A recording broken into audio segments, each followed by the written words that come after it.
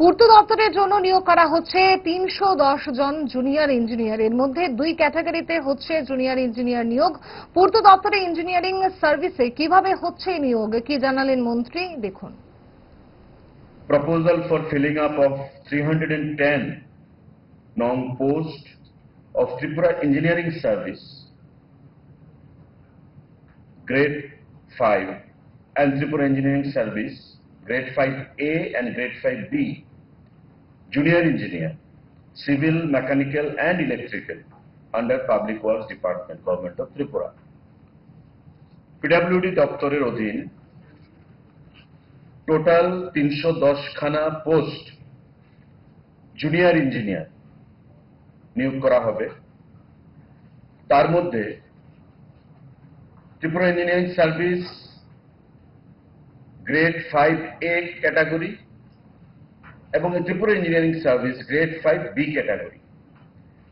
যেটা A category junior engineer, তার শিক্ষাগত যোগ্যতা হচ্ছে ডিগ্রি মানে বিটেক, আর যেটা গ্রেড 5B জুনিয়র ইঞ্জিনিয়ার, তার শিক্ষাগত যোগ্যতা হচ্ছে ডিপ্লোমা।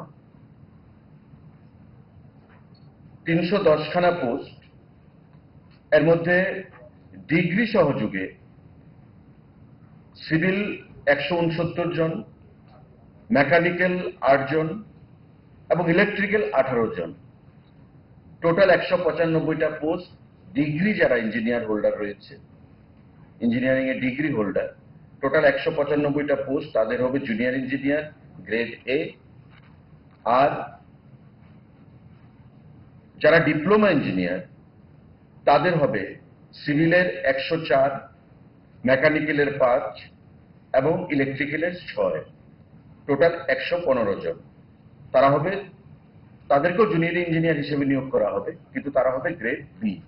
অর্থাৎ যাদের ডিগ্রি রয়েছে তারা হবে জুনিয়র ইঞ্জিনিয়ার গ্রেড 5A, আর যাদের ডিপ্লোমা রয়েছে তাদের বলা হবে junior engineer grade 5B। Total post ৩১০ খানা টিপিএসসির মাধ্যমে নিয়োগ করা হবে। আজকের ক্যাবিনেট বৈঠকে এই সিদ্ধান্ত গ্রহণ করা হয়েছে।